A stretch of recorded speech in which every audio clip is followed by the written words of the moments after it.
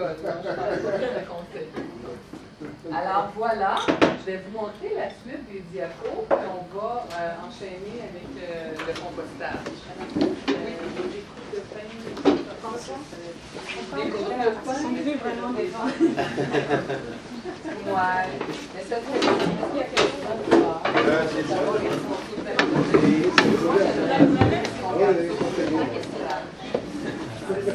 Moi, je vous dirais plus les je vais vous montrer ici. Admettons que vos élèves ont une collation végétarienne. Ça serait un exemple de ce qu'on pourrait mettre facilement dans le vernis compost. Idéalement, ça c'est assez gros, mais c'est sûr que des fois les enseignants n'ont pas le temps de commencer à tout découper. On pourrait peut-être avoir des élèves responsables avec un petit couteau de cuisine qui pourraient nous les défaire en... Mettons, c'est sûr que ça serait l'idéal comme grosseur. OK, les raisins, on peut les mettre comme ça ou les couper en deux, mais c'est sûr qu'il faut aller chercher de l'aide, avoir des élèves responsables dans la salle de classe qui vont nous aider à gérer tout ça.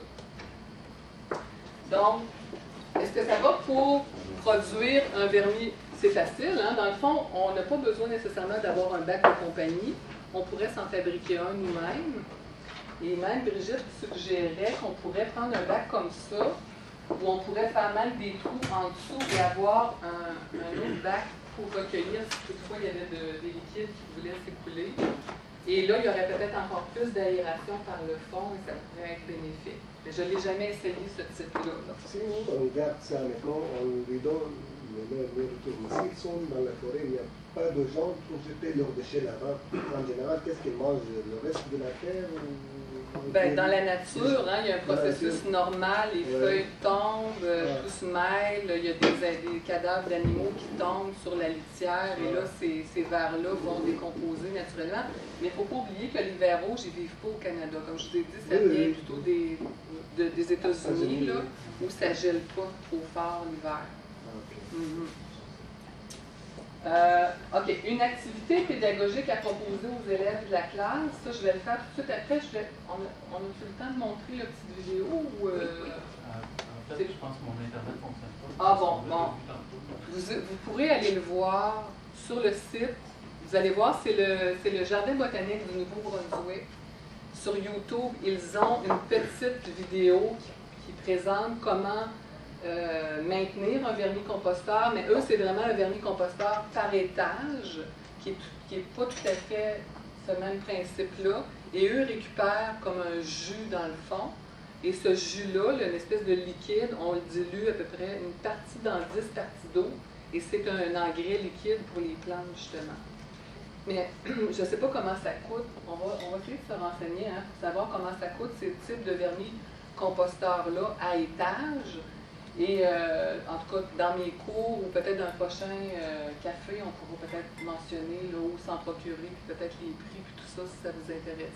Oui? Les verres, on prend ça où? Les verres, on prend ça où? Ça prend, dans le fond, il faut soit les commander sur Internet, ou on en demande de quelqu'un qui a déjà un vernis compostage. Un peu comme un gâteau de l'amitié, qu'on donne un petit peu de pâte pour les autres. Là.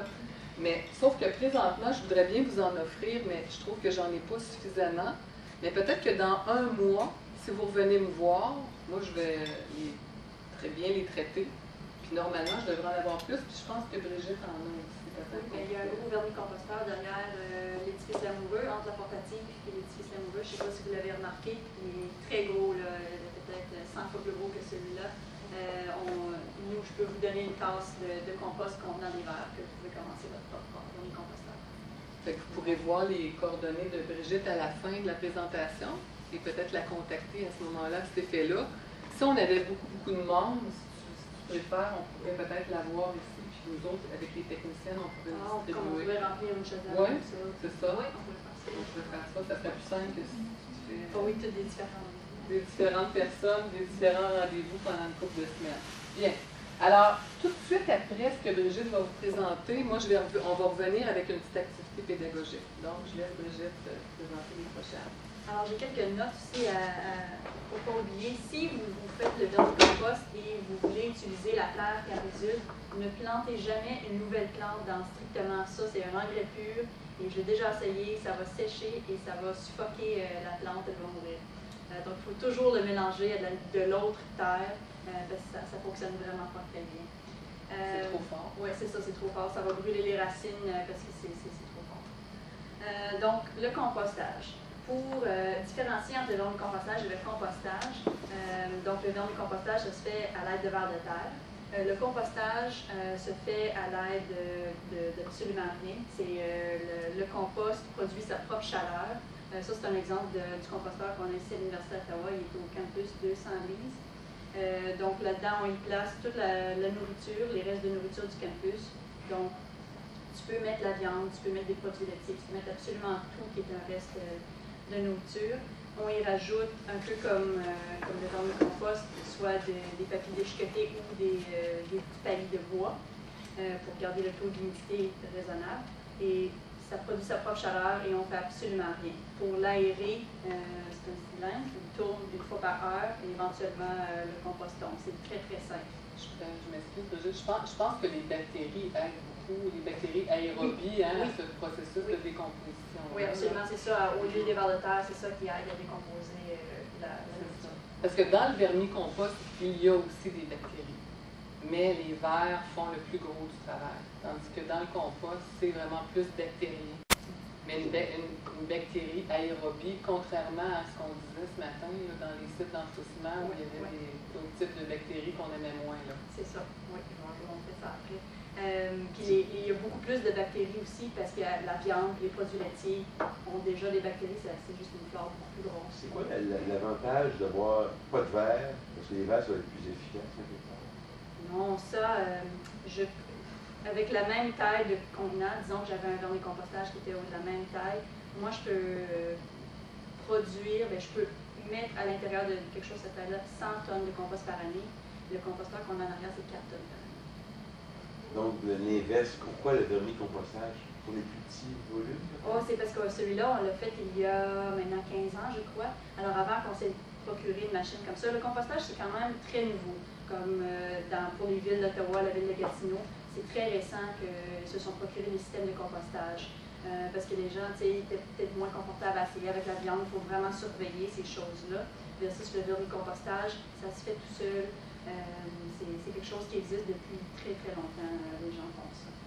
Le vermicompost, l'avantage, c'est qu'on peut l'avoir dans sa maison, dans son appartement. Et j'ai même vu sur YouTube des gens qui ont converti des tiroirs de leurs armoires pour en faire un vermicompost à l'intérieur du tiroir. Pas dans la chambre à coucher, dans la cuisine. Et les verres restent là. Il n'y a pas de danger. On pourrait peut-être penser les verres vont commencer à se promener sur les murs puis partout dans la maison. Non. Les verres, si vous avez un bon environnement, que votre vermicompostage est bien maintenu, les verres vont rester là. Donc, c'est vraiment l'avantage de pouvoir avoir ça dans un appartement, alors qu'un compost, on ne peut pas faire du compostage dans son appartement. Le compost doit se faire à l'extérieur. C'est plus gros volume. C'est plus gros, ça peut dégager aussi plus d'odeur. Le vermicompost, ça sent rien. Alors, c'est ça l'avantage. On peut avoir ça en salle de classe. Compost, on ne peut pas avoir ça dans une salle de classe. Il faut l'avoir à l'extérieur dans la cour d'école.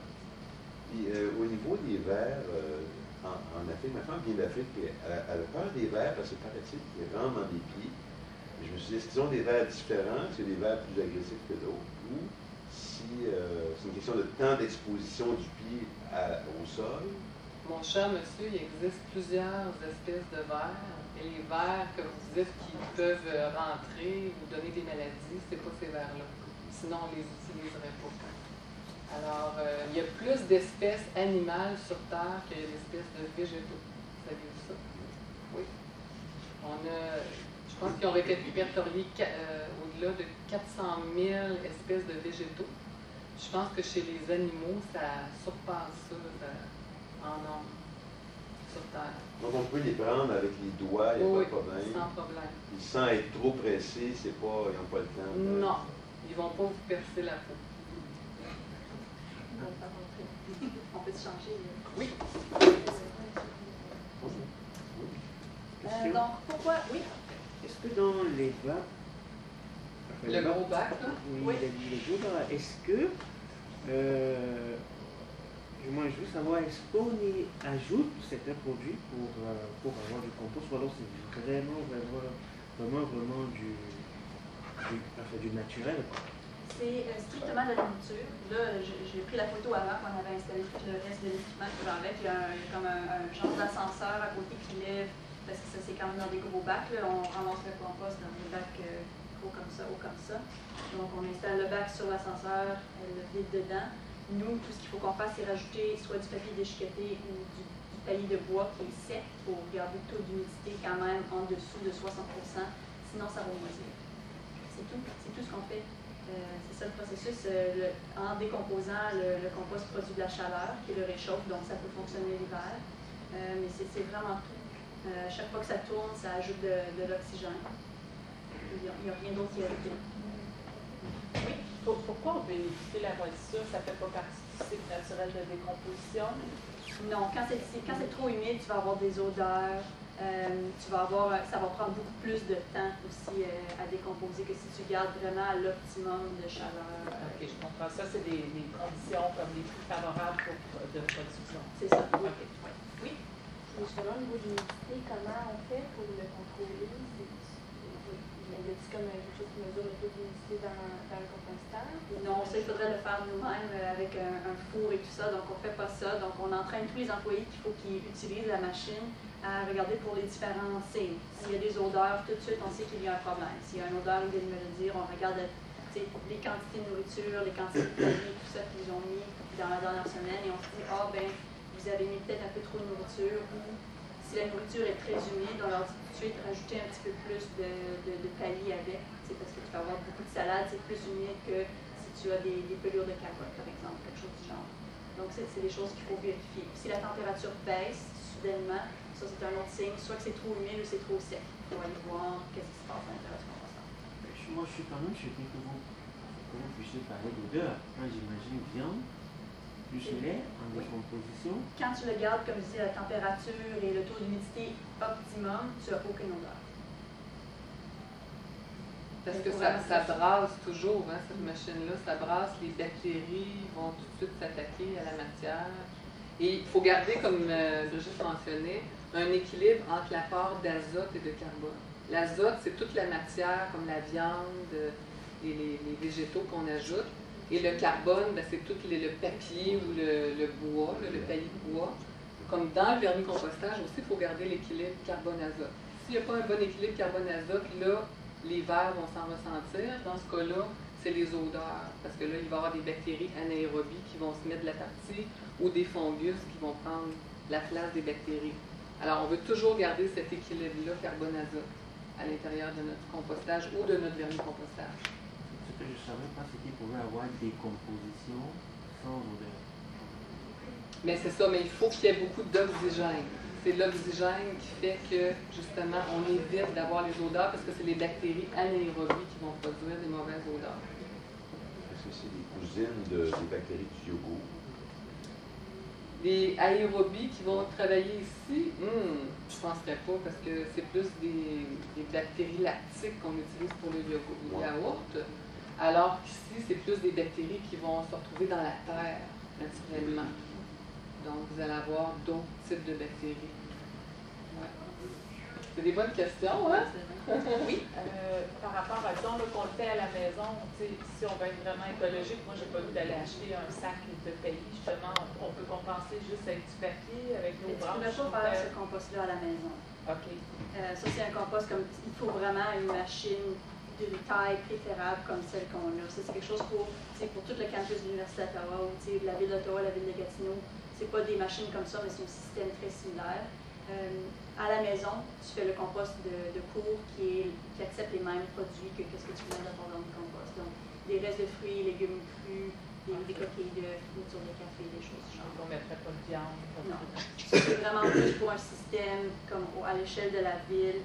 Dans les écoles, par exemple, je sais qu'il y a plusieurs écoles parce que le Conseil catholique et public encourage beaucoup les écoles de participer dans les programmes de la ville. Donc, ils peuvent se procurer les mêmes bacs que tu auras à la maison et tu le fais dans la salle de classe.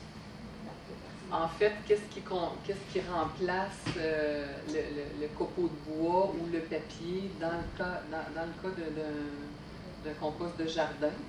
ça serait les feuilles mortes, par exemple. Quand on met des feuilles mortes ou des restes